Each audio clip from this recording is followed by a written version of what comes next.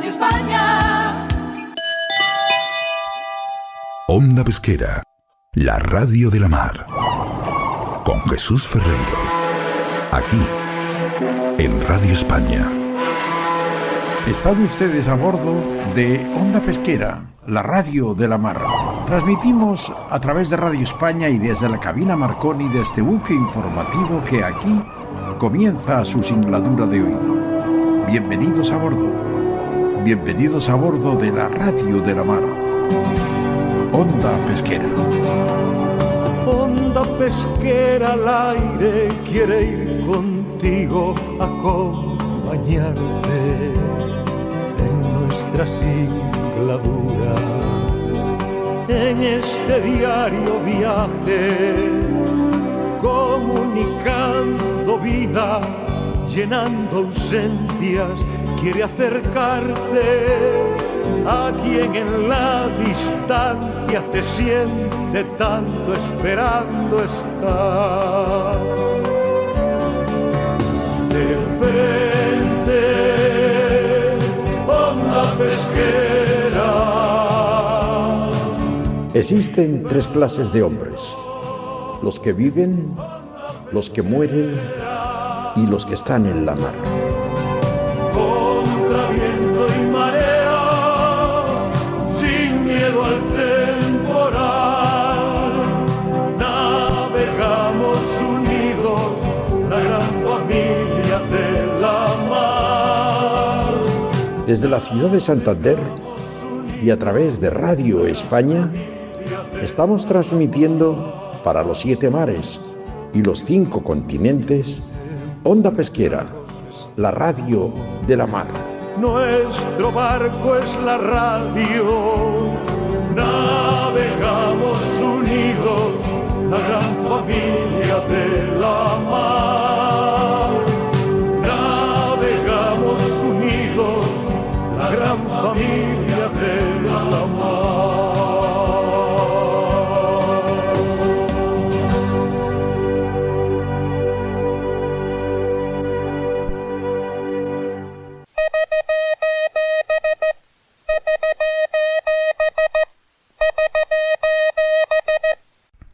Háblame del mar, marinero. Dime si es verdad lo que dicen de él. Desde mi ventana no puedo yo verlo. Desde mi ventana la mar no se ve. Háblame del mar, marinero. Háblame del mar otra vez. Buenos días nos de Dios y nuestra santa patrona, la Virgen del Carmen. Este es el programa de Onda Pesquera, la radio de la mar, número 6286, el 51 de esta temporada, y corresponde a hoy, lunes, día 29 del mes de enero del año 2024. Saludos muy cordiales para toda nuestra buena gente de la mar, especialmente para todos los que nos estáis escuchando ahora mismo a miles de kilómetros de vuestros seres queridos. Como siempre, estamos transmitiendo desde Radio España, la emisora número 1 de la radiodifusión española, y lo hacemos a través de las plataformas internacionales Seno FM, Google Podcast, Spotify, Amazon y también, naturalmente, a través de radioespaña.es. Por eso nos podéis estar escuchando ahora mismo desde cualquier punto de los 7 mares, por muy lejanos que estéis. Podéis escucharnos, naturalmente, también desde cualquier parte de este pequeño planeta vagabundo que erróneamente llamamos Tierra. Nos podéis escuchar las veces que queráis y a la hora que mejor os venga. Para realizar esta singladura, la número 6286 de Onda Pesquera, la radio de la mar, hoy, y con la ayuda de Javier Garat, vamos a hablar de la inexplicable actitud del gobierno francés que quiere impedir la pesca. también, naturalmente, a los pesqueros españoles en buena parte del Golfo de Vizcaya. Hablaremos también de un tema muy interesante y, por desgracia, de mucha actualidad, de los piratas. Los piratas que están atemorizando a las tripulaciones de los buques pesqueros y mercantes, naturalmente, también españoles. Y vamos a hablar de este tema con la colaboración de una autoridad internacional en esto de la seguridad marítima, con el capitán de corbeta Diego Cánovas, experto de la Armada Española en seguridad marítima internacional. De la importante actividad de la flota pesquera gallega, hoy estará con nosotros Hugo González, gerente adjunto de la Asociación de Armadores de Vigo. Intentaremos conectar con Letonia, donde se encuentra hoy nuestro buzo preferido, Moisés Pires, uno de los mejores buzos de Europa. Hoy también conectaremos con la redacción del diario digital Naucher Global para hablar con su director Dani Molero con el fin de conocer la actualidad marítimo-portuaria. Naturalmente, también hoy cerrará nuestra singladura el capitán de navío Eduardo Bernal, hablándonos hoy de un enojoso tema. Y cómo no, ya está a bordo Pipo Prendes, que acaba de embarcar en el puerto asturiano de Candás. En el puente de mando están Begoña Merino, Jorge Álvarez y quien les habla, Jesús Ferreiro. Permitirme hoy también saludar a las personas que nos estáis escuchando a través de Teiba Radio Cantabria o de Radio Roncudo de Corme, la bella población da Costa da Morte, donde nacen los mejores percebes del mundo. Para todos, nuestra más cordial y entrañable bienvenida a bordo de Onda Pesquera, la radio de la mar. Estamos preparados para iniciar la singladura de hoy, la número 6286 de Onda Pesquera, la radio de la mar. Atención, Pipo Prendes, cuando quieras. Onda pesquera al aire quiere ir contigo a acompañarte. Continuamos en Onda Pesquera, la radio de la mar. Continuamos en la singladura número 6286.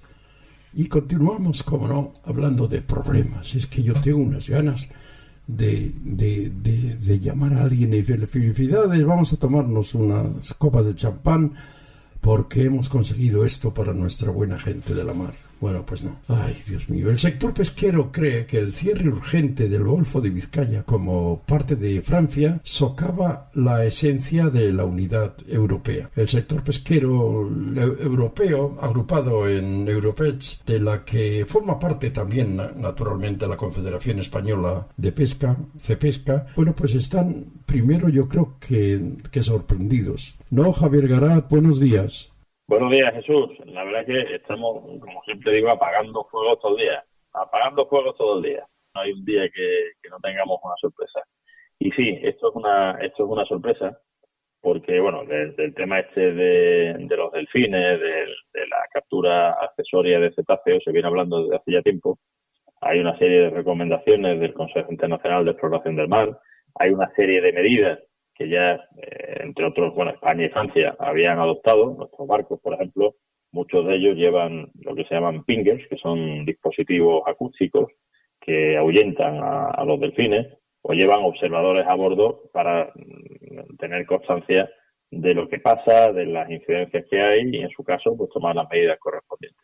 El caso es que el Consejo de Estado en Francia ha dictaminado que lo que Francia estaba haciendo no era suficiente y el gobierno ha decidido unilateralmente pues cerrar la pesca en esa zona de las aguas de Francia.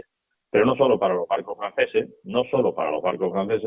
sino también para los barcos del resto de la Unión Europea, que ahí es donde está nuestra queja principal, porque no ha seguido el procedimiento establecido en el reglamento base de la política pesquera común. Claro, pero ¿y eso pueden hacerlo o no?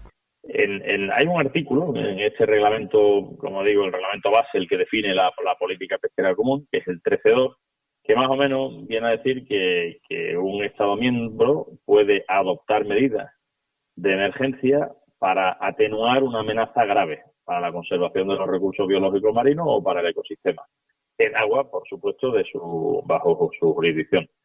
Y cuando esas medidas afecten o puedan afectar a otros buques pesqueros de otros Estados miembros, solo podrán aprobarse si, primero, consulta a la Comisión Europea, consulta a los Estados miembros afectados, en este caso a España, y consulta a los consejos consultivos interesados, en este caso el Consejo Consultivo de Aguas Suroccidentales y el Consejo Consultivo de Pequeños Pelágicos. En ambos participa CEPESCA como miembro de pleno derecho y está en el Comité Ejecutivo. De hecho, en el Comité Consultivo del Sur, de Aguas Occidentales del Sur, es un español el que lo preside, Sergio López, que es asociado nuestro de la OP de Burela. Y además dice que dará un mes para la consulta. ¿Aquí qué ha ocurrido? Pues que no ha hecho Francia, no ha consultado formalmente a los consejos consultivos, les ha mandado simplemente una carta informándole, pero sin más. Y lo ha hecho además como 5 o 6 días antes de la entrada en vigor de la norma, o sea que ni mucho menos hemos tenido el mes que está establecido en el reglamento. A los Estados miembros le ha hecho una cosa parecida, a la Comisión la ha consultado, pero como la Comisión está encantada con estas medidas más proteccionistas, pues le ha dado el visto bueno. Y vamos, que de la noche a la mañana, 22 de enero, pues 41 barcos españoles que se ven afectados. Es verdad que no todos han parado, algunos han decidido irse a otras aguas, pero algunos otros, como pueden ser nuestra pareja de arrastre de Ondarroa, pues han tenido que parar. Y bueno, es lo que no tiene ningún sentido. Por eso decimos que con esta decisión se está incumpliendo la normativa europea y socava la confianza, la poquita confianza que tienen nuestros pescadores en la política pesquera común. Javier, si tú le pides a nuestro presidente de gobierno que te eche una mano en ese tema y en todos los temas que tenéis graves, ¿qué es lo que crees? ¿Que podría ser efectivo o no? Bueno, el presidente del gobierno no se ha reunido nunca con nosotros en toda la legislatura, la anterior y esta. En cambio, el ministro de Agricultura y Pesca y Alimentación sí que lo ha hecho. Y el ministro pues ya ha anunciado que habrá ayuda para los pescadores afectados. Y con la Secretaría General de Pesca, por supuesto, la Secretaría General y su equipo nos hemos reunido esta semana y la semana anterior en varias ocasiones para tratar este tema. A España también le ha cogido por sorpresa y bueno, para no poner en peligro a nuestra flota por posibles apresamientos indebidos en agua francesa y generador de conflicto, pues lo que ha hecho ha sido publicar su propia norma para que estemos, por así decirlo, amparados por una norma española y que pueda permitir las ayudas. Pero bueno, eso era para evitar, entre comillas, la guerra, porque desde luego Francia no tiene razón. Y no tiene razón en cuanto a la forma, pero tampoco en cuanto al fondo, porque nuestros barcos, como decía, llevan esos dispositivos acústicos, muchos de ellos, no todos, pero muchos de ellos, y hay un estudio de ASPI, el Centro de Investigación del País Vasco, que durante 195 días y 660 lances de la pareja esta de la que yo hablaba, de arrastre de Ondarroa, ha estado probando estos dispositivos con observador a bordo y ha llegado a la conclusión de que estos sistemas alejan a los delfines en un 90% de los casos, o sea que evita las capturas accidentales de delfines en un 90% de los casos, es decir, que es muy efectivo. Pero, ¿y qué quiere decir esto? Que podríamos continuar pescando y el impacto sería mínimo, pero no, aquí ha sido una medida radical, como es prohibir la pesca totalmente, y las medidas y los esfuerzos y los gastos que hemos tenido en estos años anteriores con los dispositivos acústicos, con los observadores, etcétera, pues parece que no nos han servido para nada y ahora nos meten esta medida adicional. Qué pena. Oye, no te quería preguntar, pero tengo que preguntarte. ¿Qué pasa con el IVA?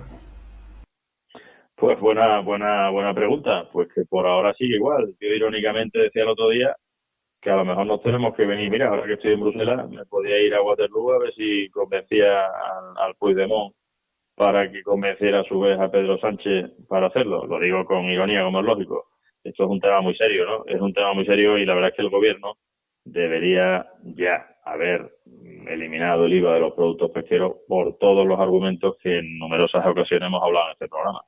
Te lo iba a decir ahora.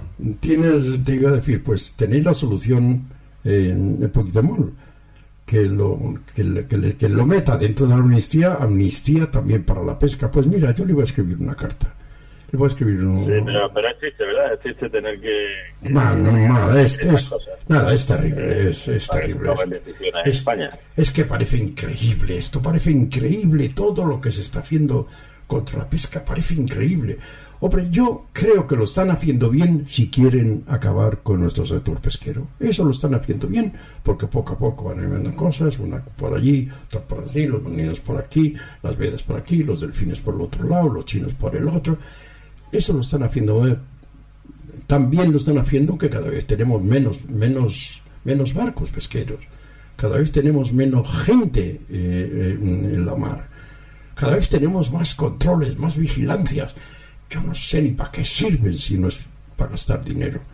Pues esa es la sensación que tienen los pescadores, muchos de los pescadores, no solo españoles, europeos, que quieren acabar con nosotros.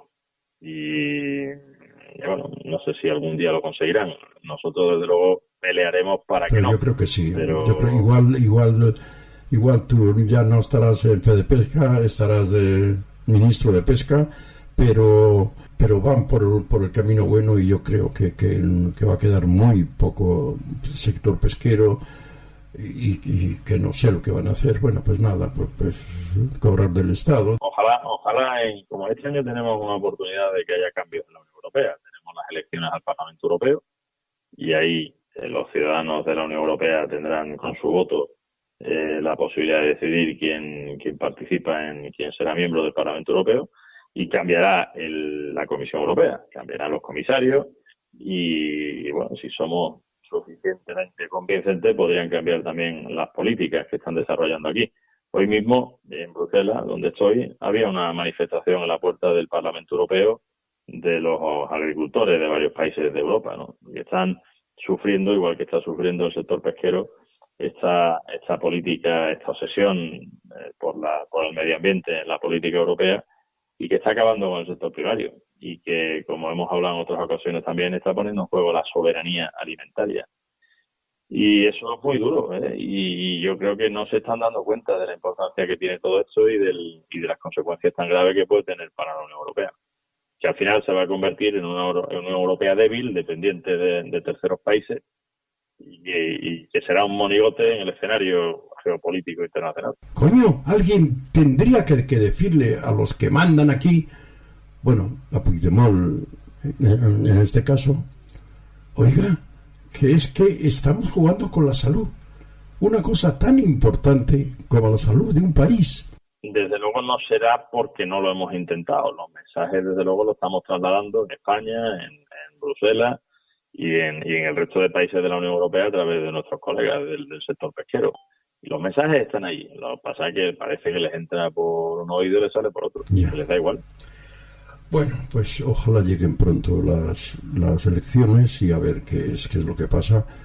Porque, hombre, estamos hablando de una cosa tan seria como la salud de un país. Tan seria y sobre todo, y eso es lo que más me jode, con la salud de gente humilde que no puede pagar lo que ahora vale el pescado y lo que tienen que cobrar las pescaderías, y sobre todo en la salud de los niños que no están comiendo pescado como tendrían que comer, y eso es muy grave, Javier, eso es muy grave.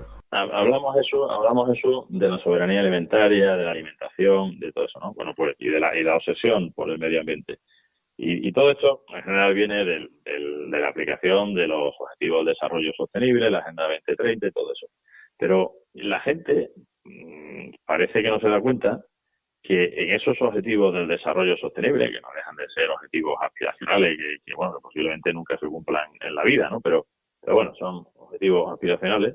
No solo hablan de la protección del planeta, o de los ecosistemas, de la biodiversidad, etcétera, sino que también habla en su objetivo número 1 y en su objetivo número 2 de eliminar el hambre en el mundo, de eliminar la pobreza en el mundo, de mejorar las condiciones sociolaborales, socioeconómicas de la gente. Bueno, de eso parece que se olvidan y que se están centrando exclusivamente en el medio ambiente.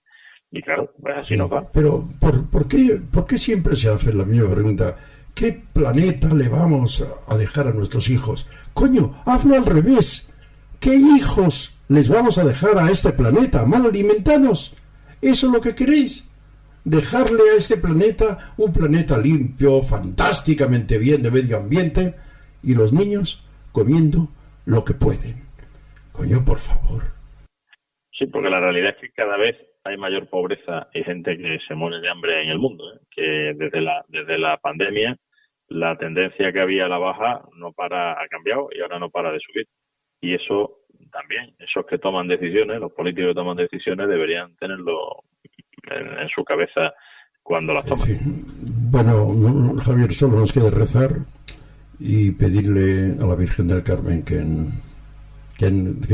nos eche una mano. Que ilumine a toda esta gente. Que ilumine a toda esta gente. Así es. Gracias, a ver que te vaya bien por Bruselas, aunque lo tienes difícil, sé que estás luchando, sé que por ti no queda la pelea de nuestro país por defender al sector pesquero, y sé que a veces David puede derribar a Goliat, y en este caso tú eres David luchando contra toda Europa y puedes derribar a Goliat. Ojalá que así sea. Bueno, al final intentaremos que con la importancia que tienen nuestros pescadores y con los 4 gatos, porque al final somos 4 gatos los que estamos en Bruselas defendiendo al sector pesquero, que podamos ir ganando alguna batallita. La guerra final es complicada, pero por lo menos alguna batallita que nos dé, como tú decías al principio, alguna alegría, que no sean todos son cosas negativas, que haya alguna alegría en nuestro día a día que pueda reconfortar a los pescadores y mirar con más optimismo el futuro. Bueno, nosotros seguiremos peleando por ello desde Cepesca, desde Europees, desde Pesca España, desde ICFA, desde todas las organizaciones que tenemos para poner nuestro granito de arena y a ver si lo conseguimos. Ánimo, Javier, y si yo creo que hay alguna persona que puede conseguirlo, eres tú. Muchas gracias, Javier. Muchas gracias, un abrazo. Estás escuchando Onda Pesquera, aquí, en Radio España. Continuamos en Onda Pesquera, la radio de la mar. Continuamos en nuestra singladura 6286. Y tal como les acabo de anunciar, tenemos ya conexión con el capitán de corbeta Diego Cánovas para hablar de un tema importantísimo, yo diría que trascendental, porque parece ser, eso vamos a conocerlo ahora perfectamente, que el comercio marítimo mundial pues tiene riesgo de colapso por todo lo que está pasando. Yo diría que casi en los 7 mares. Diego Cánovas es capitán de corbeta del Cuerpo General de la Armada Española. Podríamos estar mucho tiempo hablando del historial militar del capitán de corbeta Diego Cánovas, pero vamos a mencionar solo un brevísimo resumen. El capitán de corbeta Diego Cánovas ha desempeñado puestos de seguridad marítima en el ámbito internacional, entre los que destaca el NATO Shipping Center del Mando Marítimo de la OTAN en Londres, con un enfoque especial hacia el Golfo de Guinea, en el Océano Índico y en el Mar Mediterráneo. Capitán de corbeta, buenos días. Muy buenos días, Jesús. Un placer para mí estar aquí contigo y un saludo especial a toda la audiencia. Muy bien, especialmente a toda nuestra buena gente de la mar que nos oye desde tan lejos. Yo me he asustado porque el 90% del comercio peligra, ¿es así? Bueno, se nos olvida que somos una nación marítima, pero todas las naciones del mundo tienen algo de nación marítima, especialmente nuestra nación, la nación española. Sí que es cierto, estamos en un momento donde ha surgido una crisis que tiene, por supuesto, unos antecedentes en el sur del Mar Rojo, relacionada con el bando rebelde, ¿no?, del conflicto armado en Yemen, a la que se ha unido también un posible resurgimiento de la piratería en el Cuerno de África, y a esto hay que unirle pues la falta de agua en el Canal de Panamá, hay que unirle otros focos de inseguridad como son el Estrecho de Malaca. Ciertamente sí que peligra en principio la cadena de suministro, que es importante, y también la integridad física de nuestros marinos y pescadores, que no hay que olvidarlo, deben de centrar el interés de todo gobierno como el nuestro, ¿no?, el gobierno español. Claro. Te acabo de escuchar ¿Qué pasa en el Canal de Panamá? Que cada vez hay menos agua. Claro, el Canal de Panamá se está viendo afectado por una sequía tremenda y ahora la alternativa pues es el complementar el transbordo de contenedores por vía de ferrocarril. Tanto en Panamá como en un istmo en México, que es lo que recuerda el Galeón de Manila, pero en versión moderna, ¿no? Evidentemente no es lo mismo transbordar contenedores a través del ferrocarril que hacerlo con la fluidez que siempre pues, ha supuesto el Canal de Panamá, que es fundamental para algunos países como Estados Unidos, pero también para Ecuador en su tráfico o Perú en su tráfico marítimo con Europa, ¿no?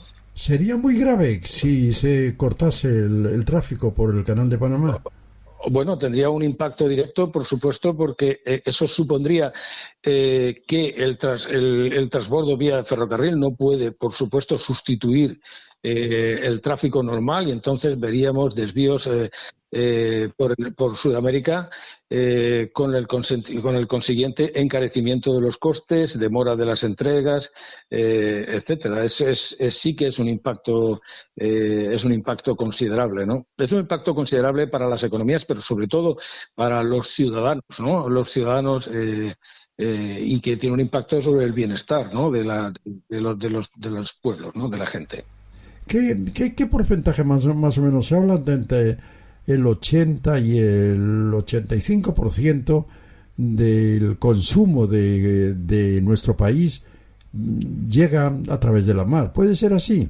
Sí, por supuesto. No solamente puede ser así. En términos de es así, pero además en términos de conectividad de España por vía de transporte marítimo, según las últimas estadísticas de la ONU, estamos en el número 6 mundial. El número 1 es China, por supuesto. Es decir, España es una nación marítima y no porque históricamente lo hayamos sido y no porque hayamos tenido una armada potente, sino porque hemos tenido muchos marinos mercantes, el sector pesquero es importante y el comercio que recibimos, las importaciones y exportaciones se producen vía marítima principalmente.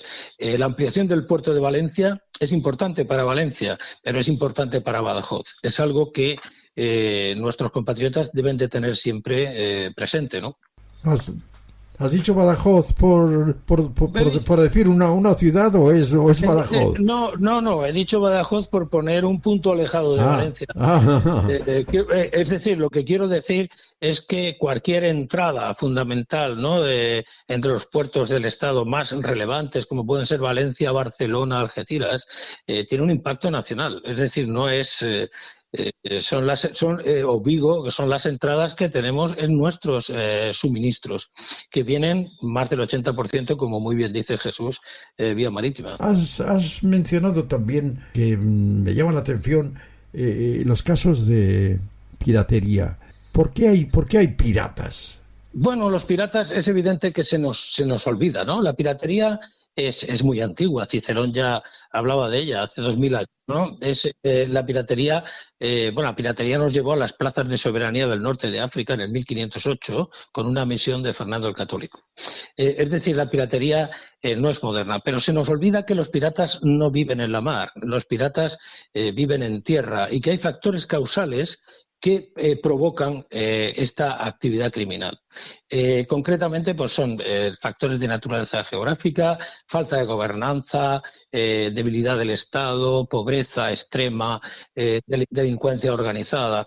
Entonces, tenemos el caso del Cuerno de África que afecta mucho a nuestros pescadores de los atuneros, ¿no? Que tenemos allí, principalmente de Bermeo. Tenemos muchos pescadores también, muchas tripulaciones de redondela, preciosa redondela. Y están ahí, recordamos el caso de la lacrana del Playa de Baquio o del Chori Argui del año 2019. Bueno, ahora tenemos un barco mercante secuestrado por piratas, el Rouen. Desde el 14 de diciembre ya se ha negociado un rescate, parece ser de $4,5 millones, pero no terminan de liberarlo y está en aguas de Somalia, concretamente en Puntlandia. El Lila Norfolk también lo liberó un buque de guerra indio a principios de enero. Se han informado grupos de acción de piratería.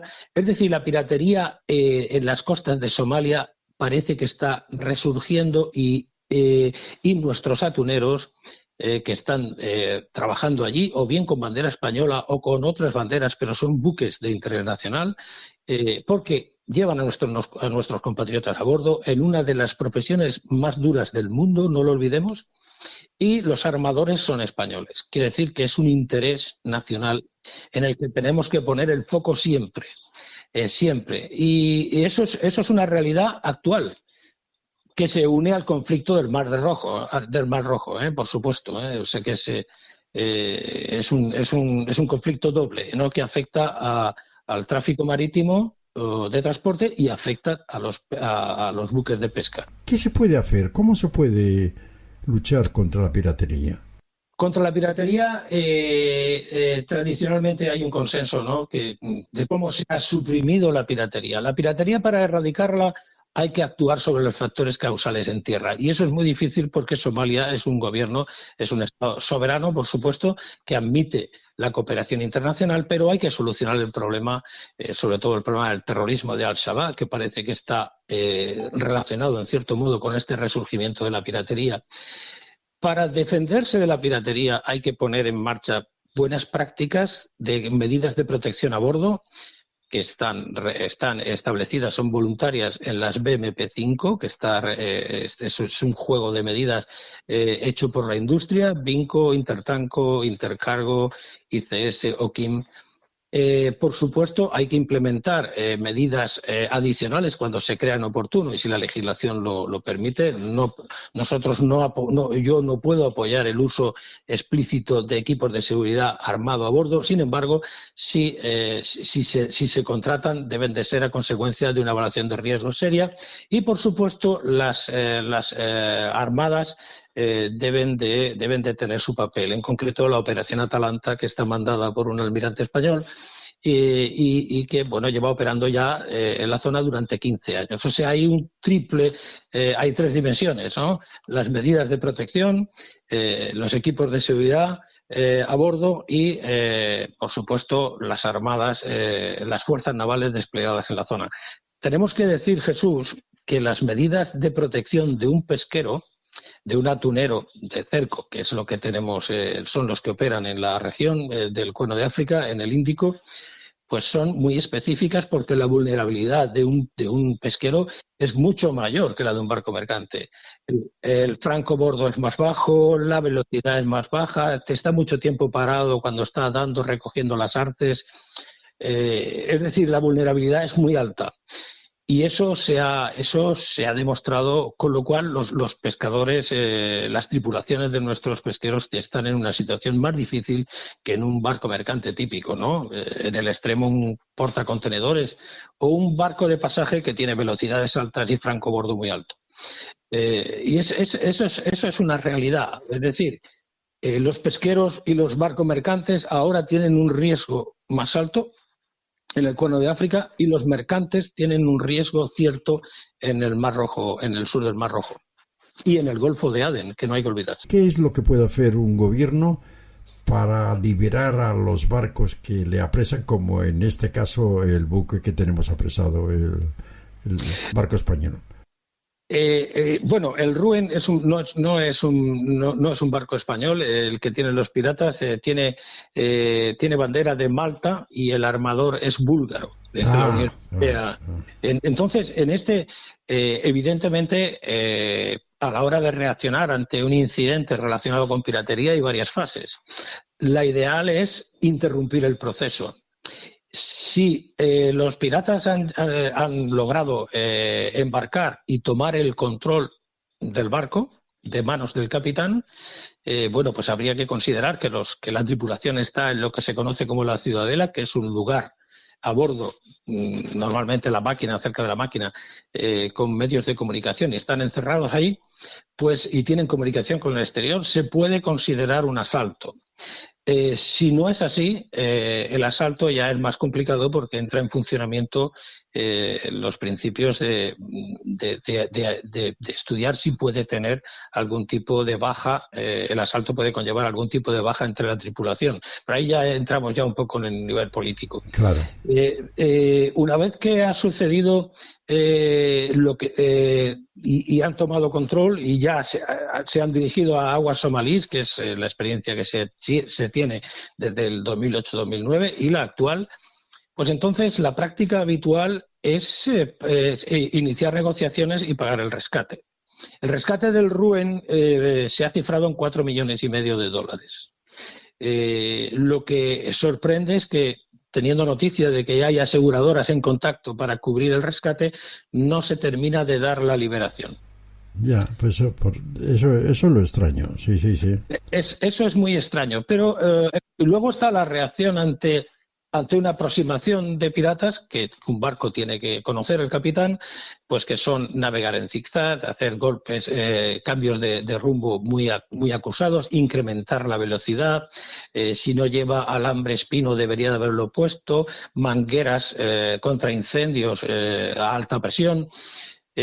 Por supuesto, mandar el mensaje de socorro por Canal 16 y por todos los canales que pueda, por Inmarsat, alertar a las fuerzas navales que pueda haber en la zona, al Centro de Coordinación de Rescate, toda una serie de medidas que podemos encontrar en las BMP-5 y que estoy seguro que todas las tripulaciones españolas están perfectamente familiarizadas con ellas. Pues las medidas que has dicho a mí me parecen súper correctas, o sea, creo que es una buena forma de luchar en lo que se pueda, ¿no? contra los piratas. ¿Sería una solución que un buque de la Armada estuviese cerca de los bancos de pesca, o es complicado por ser de otros países? No es complicado en absoluto. Primero tenemos que decir, en el Índico pues existe el régimen de los monzones, como sabemos, ¿no? Está en temporada de monzón el estado de la mar es muy desfavorable para las embarcaciones menores en la cuenca de Somalia, ¿no? Y en el periodo intermonzónico pues el estado de la mar mejora. En cualquier caso, las áreas de pesca de nuestros pesqueros es en la alta mar. Además, tengo que decir, porque tengo contacto con algunas compañías y especialmente con algún antiguo oficial de protección de la compañía, de la Lacrana, de que nosotros podemos estar orgullosos de nuestros pesqueros, de nuestros atuneros, de nuestros arranchales que están operando en el Índico. Están bastante alejados, por supuesto están fuera de la zona económica exclusiva de Somalia, más allá de 200 millas. Tenemos la Atalanta y tenemos una fragata de la Armada Española desplegada permanentemente, ¿no? Entonces esto viene siendo así durante 15 años, ¿no?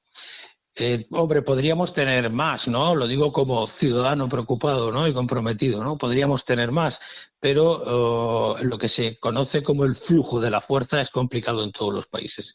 Pero sí que nuestra fragata y el Centro de Seguridad Marítima del Cuerno de África, que está en Brest integrado en el cuartel general de Atalanta, pues hacen una labor importante junto con las autoridades nacionales del COBAM, de la Armada Española, que también tiene un centro de notificación. Es decir, se le da protección a varios niveles, tanto suministrando información inmediata en tiempo real de eventos que se están produciendo para que eviten la zona, como reaccionando con la Fuerza Armada.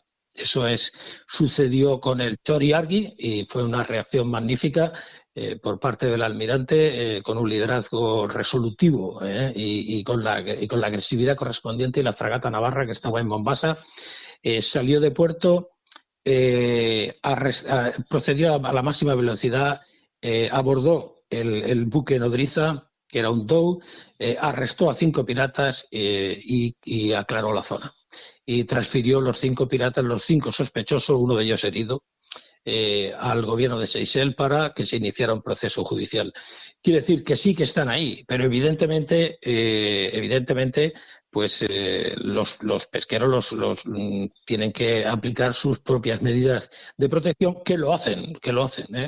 Qué pena que no sepamos más, ¿no?, de esa gran labor de los buques de nuestra Armada. Vamos a pedirte que otro día continuemos hablando, porque es un tema súper interesante y además creo que es hacer justicia el valorar y el dar a conocer lo que hace nuestra Armada por nuestros pesqueros y por nuestros buques mercantes. Una pregunta curiosa. El capitán de corbeta Diego Cánovas, ¿dónde nació? Bueno, yo tengo a gala haber nacido en Totana, en un pueblo de Murcia, donde mi padre y mis ancestros labradores de toda la vida pues han vivido, ¿no? Y yo llevo ya 43 años fuera, pero mi corazoncito lo tengo allí todavía, ¿eh? De Totana tenemos mucha gente célebre.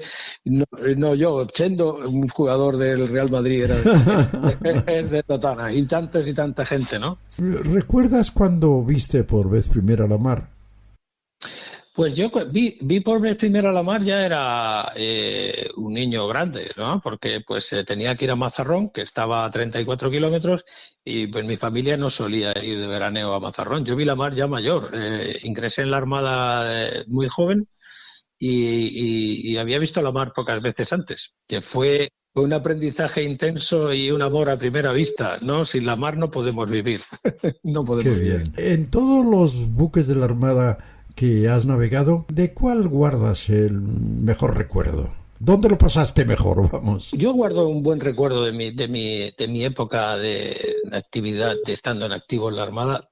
He tenido mucha suerte. Empecé en la corbeta Diana en el año 81, después fue el cazaminas Guadiana, que era de madera, y teníamos un trabajo, éramos hombres de hierro para barcos de madera. Luego estuve en la fragata Numancia, dotación de quilla, quizás ahí fue porque estuve desplegado en la Guerra del Golfo, fue un punto clave en mi carrera militar. ¿Cómo? Perdona, Diego, ¿en qué buque estabas en la Guerra del Golfo? En la fragata Numancia. Pues recuerdo que yo tengo una fotografía de toda la tripulación de la fragata Numancia durante la Guerra del Golfo, por lo que colaboramos con los marinos, con sus contactos, con sus familias desde Onda Pesquera. Recuerdo perfectamente. Pues ahí estoy yo, Jesús. Fíjate cómo es la vida. Es una fotografía donde estáis todos ahí en la cubierta, pues son un montón de personas, y firmada por todos. La guardo con mucho cariño, además. Sí, aquello fue una época muy interesante para mi vida, muy importante, porque después fuimos a Sebastopol, que era la Unión Soviética todavía, y bueno, fue una experiencia muy importante para mí. Luego estuve en el portaaviones Príncipe de Asturias 2 veces, fui oficial de operaciones aéreas y finalmente estuve en el buque científico Castor.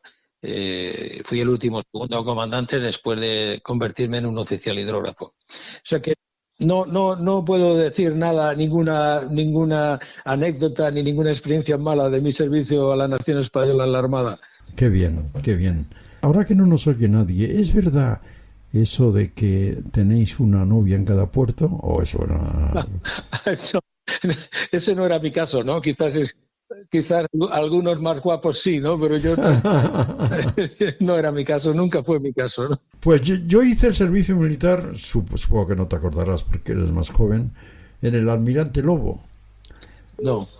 No, que va, era un buque mercante que hacíamos los transportes para la Armada. Ha sido un placer. Igualmente. Capitán de corbeta Diego Cánovas, y de verdad que estamos esperando ya su próxima intervención aquí en Onda Pesquera, la radio de la mar. Gracias. Muchas gracias, Jesús. Un abrazo fuerte y buena mar a todos los marinos y pescadores. Navegamos unidos, la gran familia de la mar.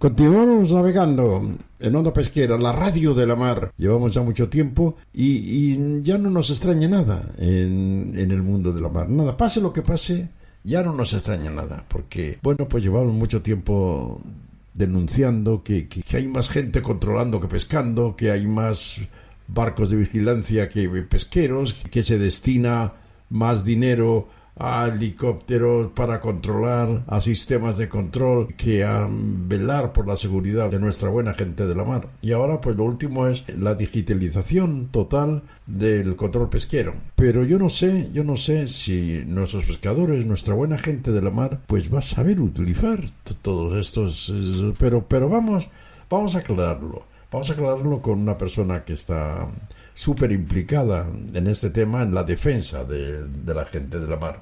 Hugo González, que es el gerente adjunto de ARBI, que es la Asociación de Armadores de Pesca de Vigo, el puerto más importante de Europa en el tema pesquero. Hugo, buenos días. ¿Qué tal, don Jesús? Buenos días. ¿Qué es eso de la digitalización? Bueno, es vigilancia total y absoluta de todas las acciones del sector pesquero.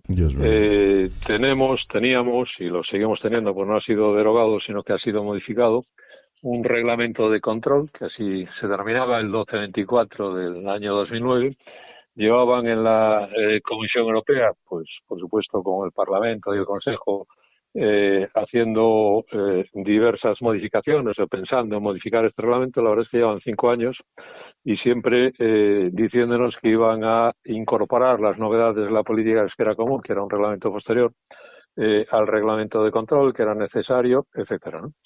Y después de un par de propuestas de un par de equipos distintos, un relator en realidad, se aprobó y se publicó el reglamento pues el pasado 20 de diciembre. Claro, es un reglamento preocupante porque a pesar de que siempre se nos dice que se va a simplificar la reglamentación de aplicación, la que quiera que sea, en control, en medidas técnicas, en mercado, etcétera, cada vez que se publica algo es pues bastante más complejo, ¿no?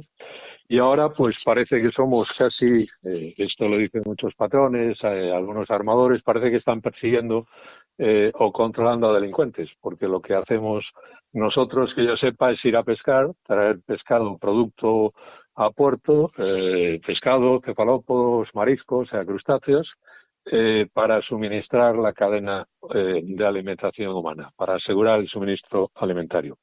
Y si bien entendemos que, como diría Camacho, los porteros están para parar y las autoridades de control para verificar el cumplimiento de las normas, da la impresión, leyendo el reglamento de control, que todo es absoluto control. Yo a veces cito o recuerdo la novela de título 1984 de Orwell, la Sociedad Orwelliana de Control Absoluto. Y aquí da la impresión de que caminamos hacia esto, ¿no? Y si revisamos el reglamento de control, si le echamos un ojo, iba a decir, pero es bastante más que un ojo porque es complejo, pues veremos que hay todo tipo de previsiones. Ejemplo, nosotros teníamos y seguimos teniendo algo que se llama, cuyas siglas, mejor dicho, son CCTV. ¿Y eso qué es lo que es? Que diría un andaluz, pues son cámaras cerradas o circuito de televisión a bordo. Y están queriendo, lo van a hacer a partir del 1 de enero del 28, nos da un margen de 4 años, van a monitorizar toda la actividad a bordo para hacer el cumplimiento, para verificar, mejor dicho, el cumplimiento de la obligación de desembarque, que también lo puedo explicar. Entonces estarán grabando, pondrán cámaras en puntos estratégicos del barco, en la recogida, en la virada, en el parque de pesca y todo, para verificar que se cumple la obligación de desembarque. Claro, nosotros decimos, señores, el momento en que haya alguien, una empresa, la que sea, un sector económico tan controlado como el sector pesquero, el mundo tiene que ir de perlas, ¿no? A ver si lo hacen la propia comisión o en determinados foros políticos. Es ironía a lo mejor no adecuada. El asunto es que el sector se siente totalmente controlado. Ya en el anterior reglamento de control, que sigue estando vigente en gran parte, pues había controles y se le exigía a los Estados miembros que para zonas de veda, zonas en las que no se debe pescar, áreas marítimas protegidas, tenía que haber un control electrónico monitorizado a través de satélite, de forma tal que si un barco entra en zona prohibida, pues salte una alarma en un centro de control, el centro de seguimiento pesca, para que inmediatamente se le avise a ese patrón de que ha entrado en zona prohibida, etcétera. También está contemplado, no obstante, y se mantiene, que un barco que entre en zona prohibida, atravesando para no tener que dar un rodeo, pues tiene que hacerlo con todos sus aparejos, sean del tipo que sean, amarrados, trincados, separados de sus boyas, etcétera. Y a una velocidad determinada, dando cuenta a la autoridad de que entra en una zona restringida a la pesca en navegación para ir a otro lado.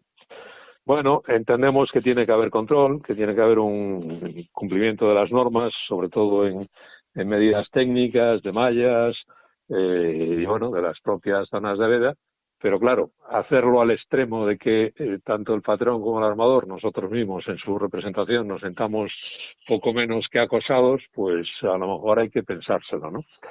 Y no obstante es lo que marcan los tiempos, control satelital, pues en todo punto y lugar, incluso para los barcos más pequeños. Todo barco de más de 8 metros tiene que estar, aunque faene muy cerca de la costa, informando de las capturas a bordo antes de llegar a puerto. La flota de altura y gran altura ya lo hace, tiene la obligación de cubrir un diario electrónico de a bordo. Antes era un cuaderno de pesca en papel, ahora es electrónico. Todos los días antes de las 24 horas pues tienen que reportar a la autoridad de control de su Estado miembro cuánto tienen a bordo. Todo eso se va sumando y tienen que informar con 4 horas de antelación que el barco va a llegar a tal puerto con tantas capturas a bordo, cosa que la Administración ya sabe porque se ha ido reportando diariamente. Y ahora parece que eso es insuficiente y ya quieren las cámaras a bordo. ¿Para qué? Para verificar, como decía antes, si se cumple la obligación de desembarque. ¿Y eso qué es lo que es de nuevo? Pues es que no podemos devolver al mar especies sometidas a cuota. Lo entiende todo el mundo. Si usted pesca lo que quiera que sea, una merluza, un gallo, un rape, lo que sea, una cigala, si está sometida a cuota, tiene cuota, no la puede devolver al mar. Todos lo entendemos. La pregunta es por qué, pues por ejemplo, la flota española no tiene cuotas de todas las especies que en un momento dado pueden entrar en un aparejo o pueden ser capturadas con un palangre, si la naturaleza ofrece lo que denominamos una composición de especies, pues se supone en buena lógica que la flota española tendría que tener cuotas de todas las especies que están en un caladero en el que faenan pues al gallo y al rape los de Vigo, o a la merluza y al rape los de Coruña, o a la merluza los de Celeiro y Burela. Fácil de entender. Sin embargo, pues no tenemos cuotas de todas las especies, lo que obliga a hacer intercambios entre Estados miembros, a compensar unas especies con otras, en fin, una locura para el patrón o un tedio burocrático. Pero yo siempre digo, señores, esto no es la buena gobernanza que predica en sus reglamentos los de la política pesquera común la Unión Europea. Habrá que en algún momento sentarse y ver que entran al aparejo, de qué forma hay que pescarlo, si entra, porque yo estoy pescando como especie objetivo el gallo del rape, pues si entra un bacalao o pues cualquier otra especie como unas soyapintas o un lenguado y no tengo cuota, pues oiga, tiene usted ahí un Instituto Español de Oceanografía, un ASTI, los equivalentes CIFREMER en Francia y otros en otros Estados miembros, que saben, igual que sabemos nosotros, sector pesquero, que estamos capturando en cada caladero, y de todas tenemos que tener una cuota y un poquito de cada una, ¿no? Porque si no el resto es locura. Y así va todo en el sector pesquero. Tengo que decir que con el Sinquevicios no me lo menciones, por favor. Comisario. Por favor, no me lo menciones, por amor de Dios, bueno, Hugo. El otro día decía alguien algo así como tanta paz lleve consigo como paz deja, ¿no? Y yo esto extrapolado y a ver, señores, ¿dónde estamos? Estamos en un planeta pues seguramente finito, con recursos limitados. Muy bien, pues todos tenemos que cuidarlo. A nosotros nos toca cuidar nuestros caladeros y recursos, pero no al punto de que ahoguen al que va a pescar y salten, pues, en fin, los recursos por encima del agua. Oiga, vamos a conservar un poquito y a velar también por el pescador, que se ocupa de una tarea que es traer pescado, alimento a tierra, ¿no? Sí, pero Hugo, yo es que, ya lo he dicho muchas veces, yo es que creo que esto es adrede para liquidar la pesca. No puede haber en España sector pesquero, no puede haber. En España tiene que dedicarse al turismo y al comercio, y no puede haber sector pesquero, y van a acabar con él. Que lo están intentando. Si es esa la estrategia, sería, aunque suene mal, estúpido y irresponsable por parte de la Comisión y nuestros gobernantes en la materia. Pero si atendemos un poco a lo que está pasando en el mundo, en nuestro mundo desde hace pues 3 o 4 años, más si queremos, pues vemos que de vez en cuando se atasca algo, por ejemplo, el canal de Suez, o hay una pandemia o similar, o nos cuentan que es una pandemia o similar y nos restringen. Y ahora nos damos cuenta, ahora cuando surgen este tipo de problemas, que la producción está en Asia y que tenemos dependencia. ¿Y qué pasa con la alimentación? Vamos a cargarnos, que es lo que parece, da la impresión, ojalá estemos equivocados, pero vamos, no se ha defendido mucho al campo, no se defiende mucho a la ganadería, no se defiende mucho, cuando digo mucho digo poco, a la pesca. Digo, señores, si en materia pesquera, si en materia de consumo de pescado, cefalópodos y marisco, resulta que el 70% de lo que se consume en la Unión Europea viene de fuera, es decir, de países que no están en la Unión Europea, tenemos un problema. Si de repente pues tenemos una situación parecida a la de hace 4 años y nos van cerrando los kioscos, que nos van a volver a pedir que sigamos pescando en los caladeros y aportando el pescado, el alimento a las cadenas correspondientes, espero que sí. Con esto quiero decir que estamos ante sectores estratégicos como el pesquero, como el agrícola, como el ganadero, y esos sectores primarios que son la base de la existencia humana. Sin alimentos no sobrevivimos, hay que cuidarlos. Y eso de convertir a España en fin, el paraíso de los turistas está bien, pero si vuelven a cerrarnos a nivel mundial, ¿de qué viven los españoles? ¿De la limosna o de qué? Entonces, llamada a la cordura, si es que la hemos perdido un poquito. En junio, en más o menos 6 meses, hay elecciones al Parlamento Europeo, habrá nueva comisión, nuevos miembros, etcétera, ¿no? ¿Qué es lo que pide el sector pesquero? Desde Vigo, Cooperativa de Armadores de Pesca, desde Cepesca, los que nos integramos muchos, desde Europech, desde todo el sector pesquero, las cofradías también, todos estamos pidiendo que en la nueva comisión la cartera de pesca o esa responsabilidad esté en la de agricultura y a lo mejor con la ganadería. Vamos, que los sectores primarios tengan una sola comisaría, una sola cartera, que decimos en España, porque tener la pesca en medio ambiente, pues como que no casa bien. Todos tenemos que cuidar el medio ambiente, pero también a los nuestros, ¿no?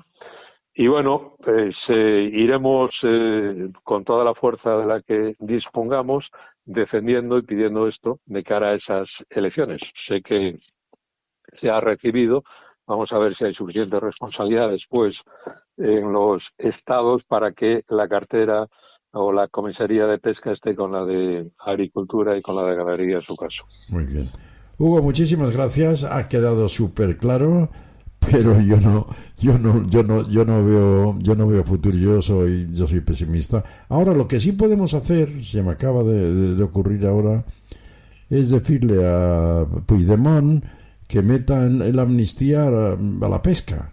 Pero no estaría mal. No estaría mal. No estaría mal porque a lo mejor, en fin, las circunstancias nos hacen perder un poco la brújula del norte y a lo mejor hasta tenemos que dejar caer ese recado. Bueno, pero me consta que Planas, que va a ser el que esté ahí, me refiero al ministro Planas, en junio es conocedor de que tenemos un sector, de que hay que defenderlo, de que este sector es estratégico y de que no estamos, vendiendo una chuchería cualquiera, sino alimento para los 47 millones de españoles y para los 500 en números redondos de europeos. Así es. Un abrazo muy fuerte, Hugo. No, Jesús, un abrazo, muchas gracias. Gracias. Onda pesquera al aire quiere ir contigo a acompañarte. Continuamos en esta singladura de Onda Pesquera, la radio de la mar. Y como hemos dicho, estamos ya en la singladura número 6285.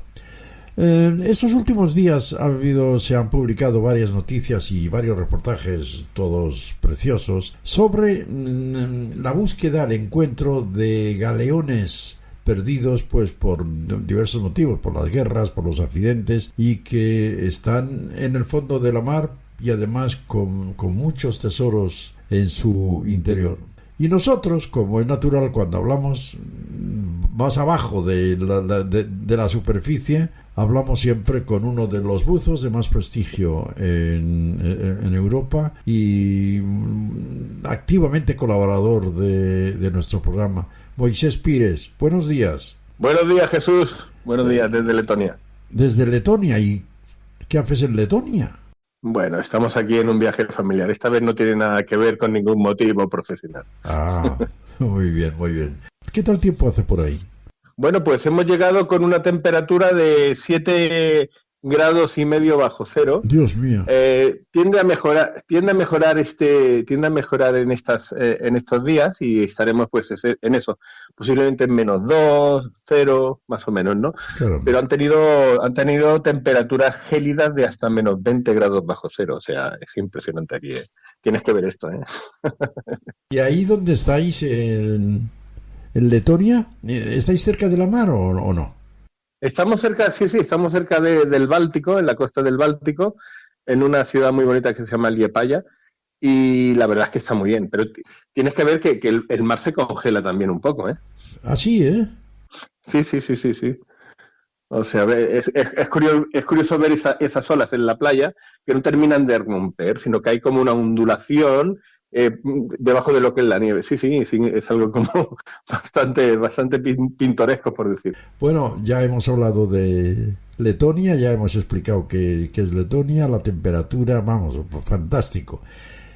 Pero yo quería preguntarte, Moisés, ¿cómo ves tú el tema de que se está ahora comentando mucho de esos galeones que están cargados, muchos de tesoros? ¿Has trabajado en algún tipo de la búsqueda de esas naves o no? No, yo no he trabajado en ningún tipo de salvamento así, digamos, histórico, de arqueología submarina y tal en la remoción de restos, pero sí tengo amigos que han trabajado, por ejemplo, en Filipinas, que era un punto del Imperio Español muy importante en lo que es el sudeste asiático, ¿no?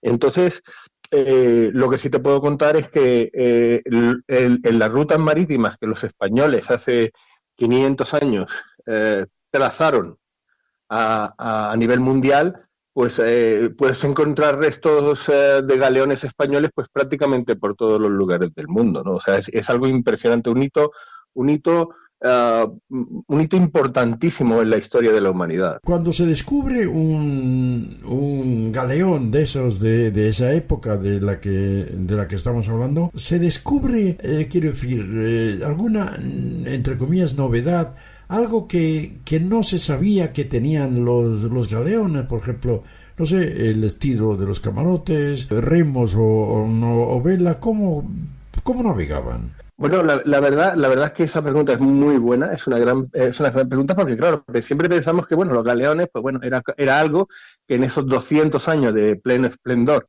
del Imperio Español, los siglos dorados, de las grandes aventuras, de los grandes descubrimientos, pues parecía que nada avanzaba, ¿no? Que nada evolucionaba, ¿no?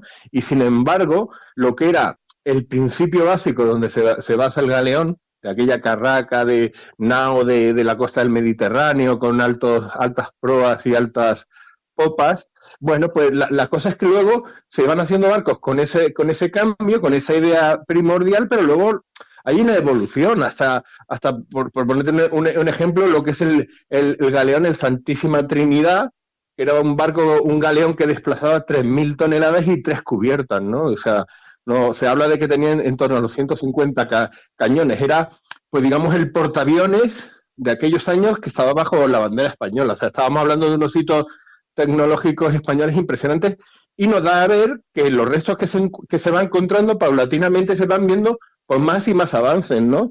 O sea, lo que tú dices es muy cierto, hay una evolución de todo aquello. Los medios, una vez que se encuentra la contracorriente del Pacífico para volver desde las Filipinas a las costas mexicanas y tal, pues una vez que se descubre todo se evoluciona, o sea, todo las cartas,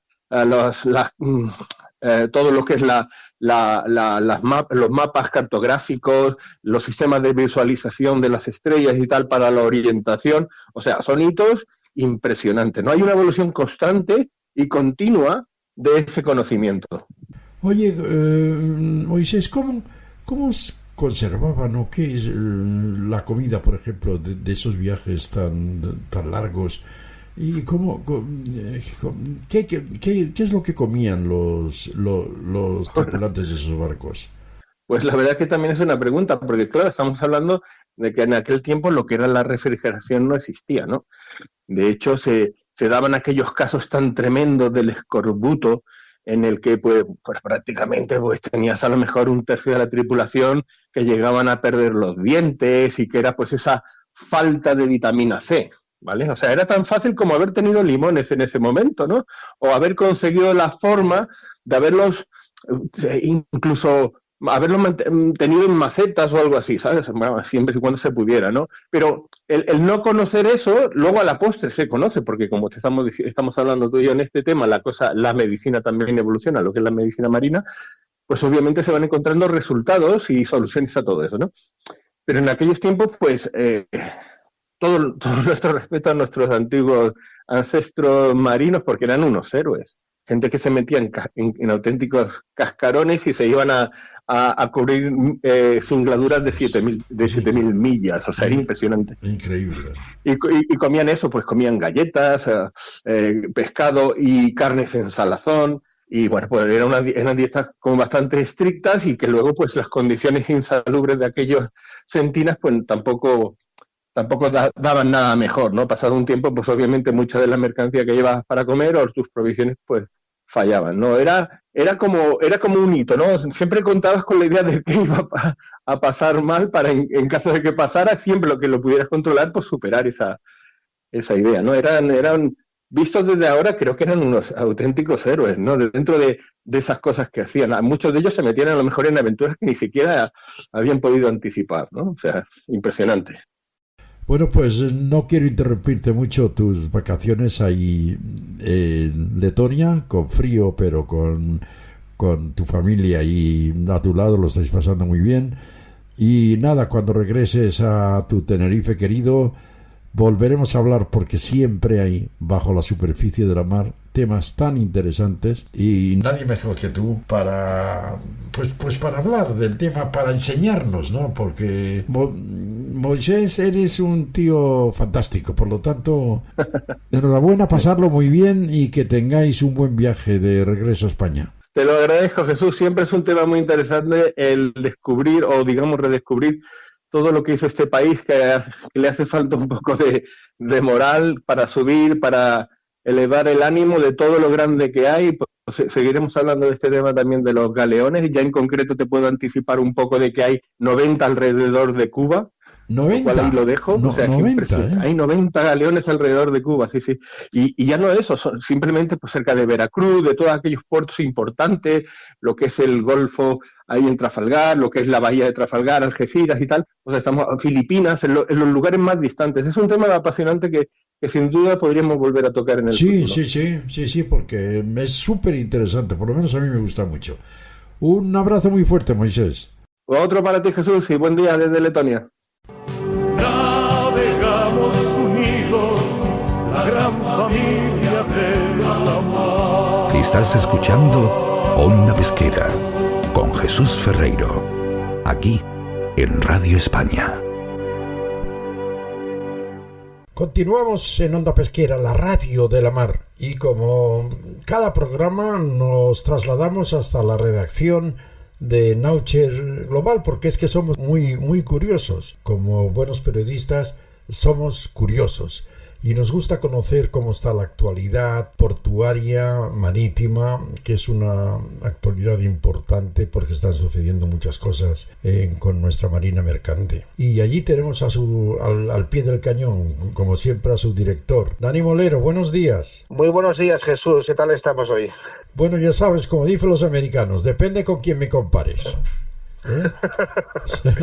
Todo en esta vida, como bien lo sabes, Dani, todo es relativo. Sin duda, sin duda. Los americanos dicen que todo relativo menos dos cosas. Una es la muerte, que nos iguala a todos, y otra, que allí vale, pero aquí no, y otra, dicen, son los impuestos. Se podría discutir mucho sobre la segunda opción. De la primera, sin duda, la muerte nunca es para todos. Los impuestos depende para quién sí y depende para quién no. Así es, así es.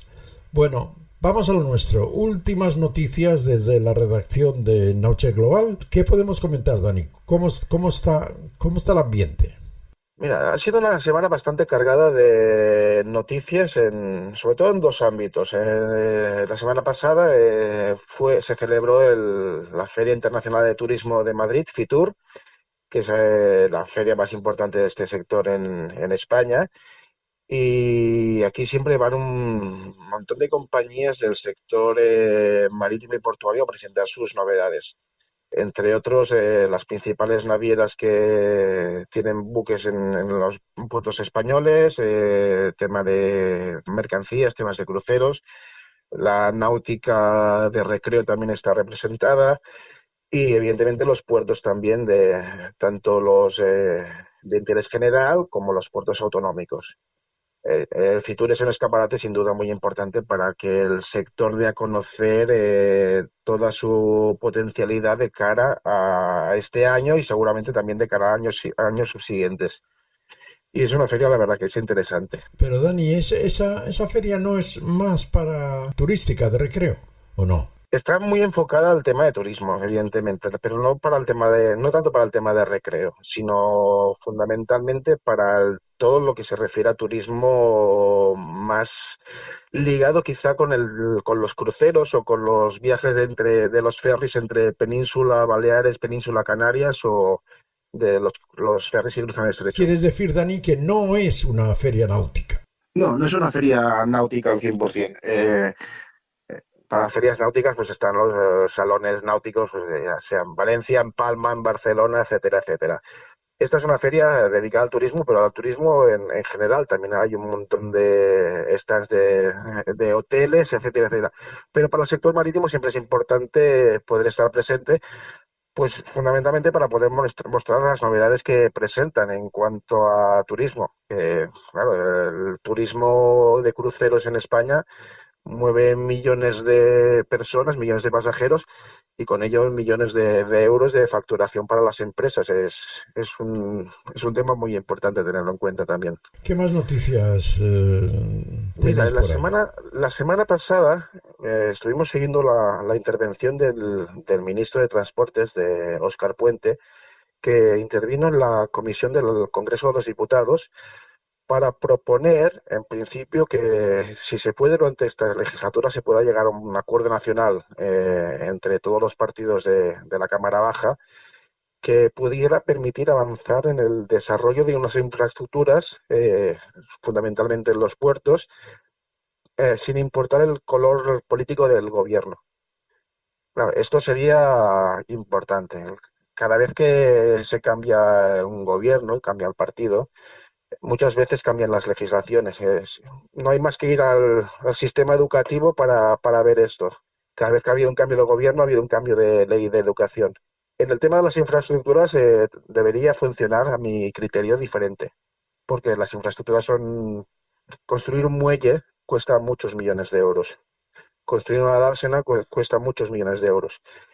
Y no tendría que depender del color político de un gobierno o de otro para poder tener estas infraestructuras como Dios manda. Totalmente de acuerdo, totalmente de acuerdo. Después también fue importante que la intervención de Óscar Puente habló del impulso del desarrollo de una estrategia marítima nacional. Es un tema también que es relevante, ya que este nuevo marco normativo, legislativo, como quieras llamarlo, podría permitir que las industrias marítimas españolas pudieran crecer y que de este modo España pueda llegar a aprovechar al 100% el potencial de generación de empleo, de tecnología y de conocimiento que tiene en el sector marítimo y portuario. No podemos olvidar nunca que las importaciones de España, de todo tipo de mercancías, el 50% llegan por mar. El otro 50% llegan... El otro 50% llegan por carretera, por tren, a través de la frontera con Francia, con Portugal. Pero el 50% llegan por mar. Y en el caso de las exportaciones es aún mayor. El porcentaje creo que llega a un 80% más o menos. Estaban hablando del 82%. Sí, en cuanto a exportaciones. Eso es. En el cómputo global de lo que es comercio exterior, importación y exportación, estaríamos hablando de un 70% más o menos. Totalmente de acuerdo. Claro, poder crear una estrategia marítima nacional para desarrollar toda esta industria que va detrás del sistema portuario y marítimo, pues no deja de ser muy importante. Teniendo en cuenta también pues, de todos los temas que hemos hablado alguna vez de sostenibilidad, pero no solo medioambiental, que también es importante, sino también importante la sostenibilidad económica, la sostenibilidad social, que muchas veces son las grandes olvidadas. Cuando alguien habla de sostenibilidad, generalmente habla de medio ambiente y no es lo principal, es una parte también. Sin duda, estoy totalmente de acuerdo contigo. ¿Qué podría pasar, Dani, si de repente no funcionase ni un solo barco mercante? ¿Qué podría pasar en los servicios, en la alimentación, en todo? ¿Qué podría pasar en nuestro país? Sería un caos. España no tiene capacidad, ni España ni ningún país de nuestro entorno tiene capacidad para nutrirse de alimentación. No sé, por ejemplo, las naranjas son típicas de la cosecha, es ahora, o el aceite se cosecha cuando no hay naranjas aquí, pues se importan, y cuando hay excedente aquí, pues se exportan. Por poner un ejemplo simple, con la pesca, tú bien lo conoces también, cuando hay vedas de los pesqueros españoles, pues viene la importación de pescado de otros lugares. Así es, sobre todo de China, pero bueno. Por ejemplo, China, entre otros. Pero lo mismo pasa con las exportaciones. España es exportador, por ejemplo, de todo lo que es el atún rojo hacia mercados como el japonés. Por aquí coges, por allí quitas y más o menos la balanza del comercio exterior español está bastante compensada. Gracias a Dios. Dani, que pases una feliz semana y que todo vaya bien y que el próximo lunes tengamos buenas noticias, como casi siempre, desde vuestra redacción, desde Noche Global, sobre nuestra marina mercante y nuestros puertos. Gracias, Dani, un abrazo. Un fuerte abrazo, Jesús. Onda pesquera al aire quiere ir contigo a acompañarte. Estamos cerca de finalizar esta singladura importante y escuchamos al capitán de navío Eduardo Bernal en su espacio Necesitas la mar, te enseña. Hoy nos habla de un enojoso asunto. Necesitas la mar, te enseña. El artículo de hoy se titula Un enojoso asunto, extraído y adaptado de la obra Las expediciones científicas españolas del siglo XVIII, autor Agustín Rodríguez González. Desde la época de los griegos se venía discutiendo el dilema de la esfericidad y forma de la Tierra, que en el siglo XVIII era un tema muy debatido. En el ámbito científico unos creían que era una esfera perfecta y otros mantenían que la Tierra no era tan perfecta. Entre estos últimos, unos argumentaban que tenía forma de melón o limón, alargada por los polos, y otros sostenían que por el contrario era como una sandía o una naranja achatada por los polos y ensanchada por el ecuador. La forma de encontrar la solución al dilema pasaba por medir las longitudes de dos arcos del meridiano terrestre comprendidos dentro de un ángulo de 1 grado con vértice en el centro de la Tierra, uno de ellos localizado cerca del ecuador y el otro en las cercanías del polo norte, y comparar los resultados.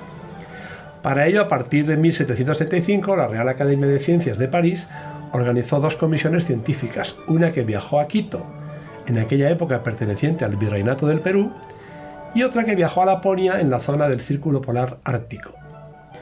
La elección del Virreinato de Perú se debió a que el ecuador terrestre se podía recorrer sin problemas, pues era parte del territorio español y el rey de España, Felipe V, era nieto de Luis XIV. No obstante, Felipe V puso la condición de que en la expedición a Quito fuesen españoles.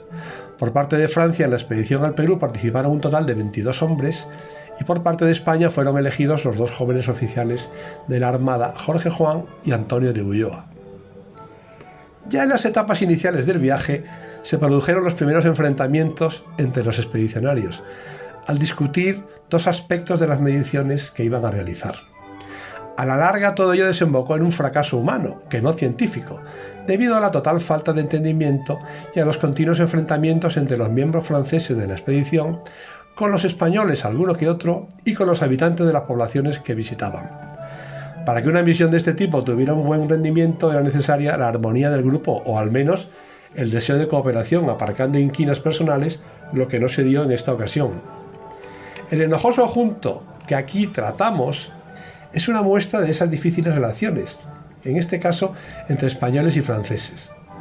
En 1740 la Condamine, uno de los científicos franceses, propuso levantar unos monumentos de piedra, llamados para la ocasión pirámides, a modo de hitos de los puntos donde hicieron las mediciones, por si en el futuro era conveniente repetirlas para confirmarlas o matizarlas, y que al mismo tiempo servirían como monumentos conmemorativos del minucioso y trascendental estudio. Estos monumentos debían llevar además una inscripción, y puestos de acuerdo la Condamine y Bouguer, otro de los científicos, decidieron que el texto afirmara que la obra entera era de inspiración francesa, pues para ello los oficiales españoles no habían sido sino meros auxiliares y que el rey de España simplemente se había prestado a que sus aliados llevaran a cabo la investigación en sus territorios, cuando lo cierto es que había corrido con gran parte de los gastos y que Jorge Juan y Ulloa fueron mucho más que simples auxiliares. Para colmo, los monumentos estaban coronados por la flor de lis, emblema de la monarquía francesa, pero no de la española, pese a ser Borbones las dos casas reinantes. Primero Ulloa y desde luego Jorge Juan, que se enteró después, se opusieron rotundamente a esa pretensión. Apelaron a las autoridades del virreinato e incluso a Madrid, al Consejo de Indias y hasta se recurrió a la vía de la diplomacia.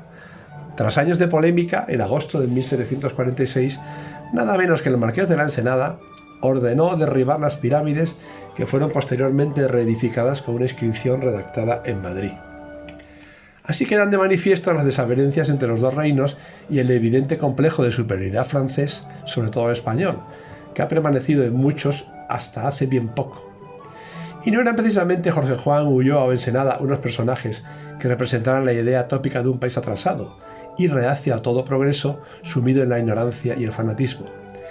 Pero los mitos, por infundados que sean, subsisten por una propaganda bien orquestada que pretende defender la propia imagen y salvaguardar sus propios intereses, no en establecer la verdad de los hechos. Capitán de navío Eduardo Bernal González Villegas, Instituto de Historia y Cultura Naval, Onda Pesquera de Radio España.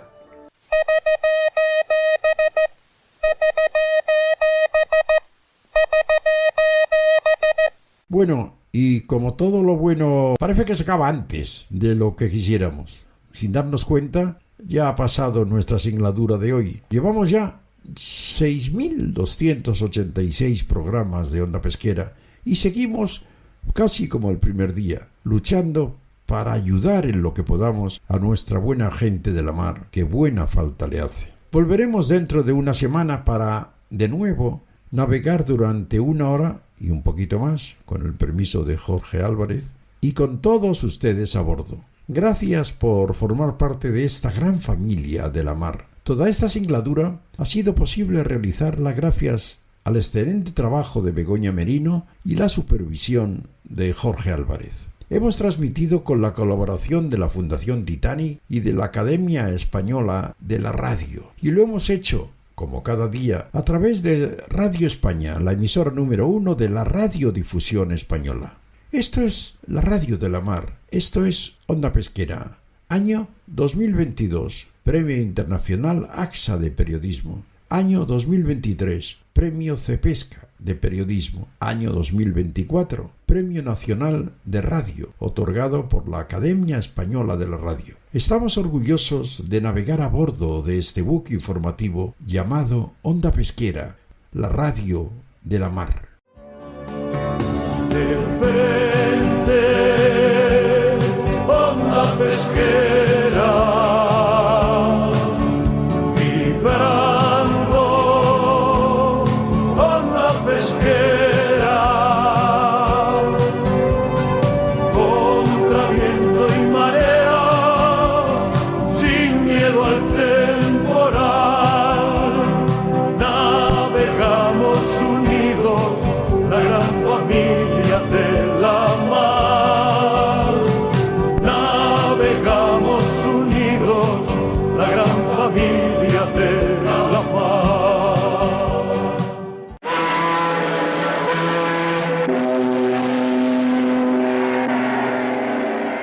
Radio España.